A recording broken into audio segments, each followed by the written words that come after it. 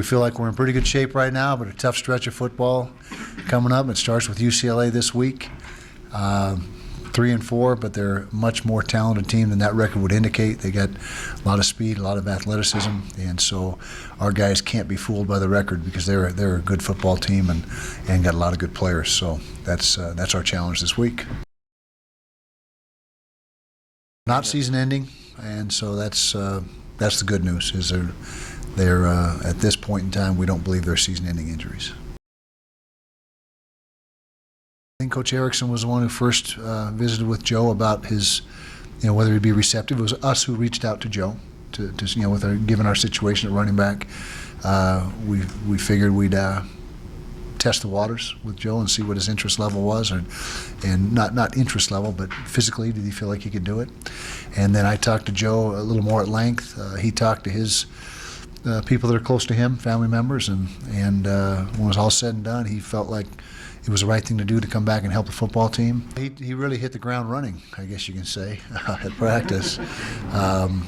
Came back the exact same body weight that he left at, and was in pretty good shape. Wind wasn't quite where it was, the conditioning level, the cardiovascular level, but he had 3 good days of practice, Tuesday, Wednesday, and Thursday, light practice on Friday, and we didn't really anticipate him having the workload that he did. We thought if we can get 20 good carries out of him, then that would be a big plus for us. Ended up with 34 carries, and he's a tough kid. Wore down a little bit at the end. I don't think he'll deny that at the end of the game, towards the end of the game, he was getting a little fatigued. But it was huge for us to have him in the backfield, and we supplemented his runs with some runs from Corey Butler-Bird and some runs from Troy Williams, and I think we ran the ball 60 times altogether. I think that was our rushing total as far as attempts, and so we were able to, it was very fortunate that we had Joe available to us. He was a big help. We didn't do enough things in the second half, but we probably should have been a little more diverse in our play calling. We got a little close to the vest, but and then Joe, like I said, wore down just a little bit there in the fourth quarter.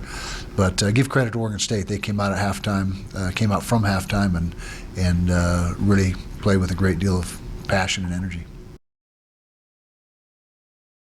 Primarily the weather. The wind was pretty stiff. It was rain as well. And so we should have, in retrospect, we should have done a better job of dialing up some more throws, in hindsight, quick game stuff, things that the wind doesn't affect as much. But Troy was, he was just executing the plays that he was given. And as coaches, we should have done a better job of not being quite so run heavy, mix it up a little bit more. Just because you don't make a fourth down when you go for it doesn't mean it was tactically the wrong decision. You're not going to make every single one, but we felt in all those cases it was the right decision to make. As I mentioned before, we use an analytics company that assists us in determining those decisions. And the last one in particular, it would have been a 43-yard field goal, I believe, for Andy, with a little bit of a crosswind. So it's not a gimme by any means. We had fourth and a foot, and we felt there was just as good an opportunity to convert that fourth down, if not higher percentage, than kick that field goal, attempt that field goal. And had we converted, that was the ball game. And if we made the field goal, they still get the ball back with a chance to tie, because it would have been an 8-point differential. So we felt, and the book felt, the analytics book, that that was the right decision to make. Very athletic, fast. Look at the way their offensive linemen move and run. I mean, they got some guys. There's no doubt about it. Got a good core of receivers.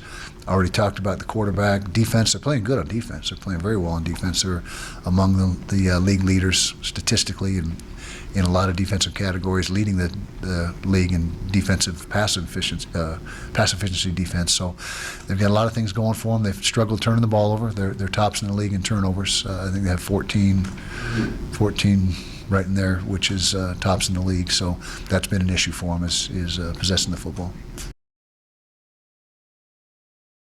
Well, first of all, he's a great player. He's an NFL quarterback. I don't think there's any doubt about that. He's got the big arm. He's got size. He's got pocket presence. I mean, everything you look for in the prototypical NFL quarterback he has. And you're right, he hasn't played for a couple of weeks, or at least last week. He appeared very sore. We saw some shots of him in warm-ups trying to throw the ball and didn't look very tender. But if he goes, we got to be ready to try to defend him. And if not, the backup has got a good arm. He's got a very strong arm as well. Obviously, not much experience, game experience, but he's very capable, very capable. First of all, Chase has had an exceptional year. No surprise. We felt when we made that transition. Well, we saw it last year in the one game he did play against Washington. It was, he was the best. He was the best defensive player on the field that particular game, production-wise. He was all over the place, and so we felt that it was going to be a natural transition for him, and he's done a great job. If Marcus is not available, then it's next man up, and we got a lot of guys that aren't available. It seems like every week it's 2 or 3 more guys, and so it's next man up. Jordan Fogle is the guy that took Marcus's place in the game last week.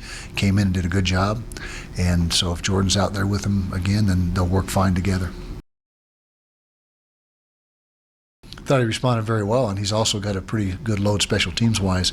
He's a very valuable player on special teams. He's on the punt team.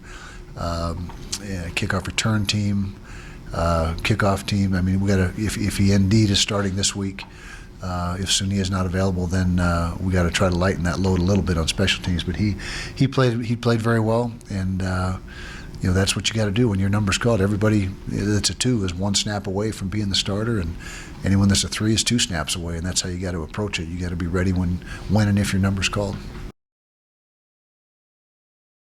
Score more touchdowns. I mean, that's the issue. And we don't want to settle for field goals. Field goals are better than nothing. I don't want to diminish the importance of a field goal, but touchdowns are what you're striving for in the red zone. And we're gonna, it's on us as coaches. We got to do a better job of putting our players in better positions to be successful in the red zone, and we're working hard every week towards that end. Devoting extra practice time, even more than we typically do, to it, and so it's almost, you hate to talk about it too much because then it becomes a self-fulfilling prophecy, and the more you talk about it, the worse it gets, and so we just the bottom line is we're finding ways to win, but we're leaving a lot of points on the field, as I've said over and over throughout the last several weeks.